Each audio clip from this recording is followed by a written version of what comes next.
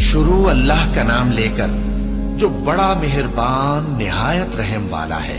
فجر کی قسم اور 10 راتوں کی اور جفت اور طاق کی اور رات کی جب رخصت ہونے لگے، اور بے شک یہ چیزیں عقل مندوں کے نزدیک قسم کھانے کے لائق ہیں، اس بات پر کہ کافروں کو ضرور عذاب ہوگا۔ کیا تم نے نہیں دیکھا کہ تمہارے پروردگار نے قوم عاد کے ساتھ کیا کیا، جو ارم کہلاتے تھے، دراز قد مانند ستونوں کے، کہ تمام ملک میں ایسے پیدا نہیں ہوئے تھے؟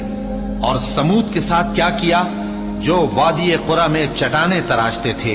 اور فرعون کے ساتھ کیا کیا، جو خیمے اور میخیں رکھتا تھا؟ یہ لوگ ملکوں میں سرکش ہو رہے تھے، بس ان میں بہت سی خرابیاں کرتے تھے، تو تمہارے پروردگار نے ان پر عذاب کا کوڑا برسا دیا۔ بے شک تمہارا پروردگار طاق میں ہے۔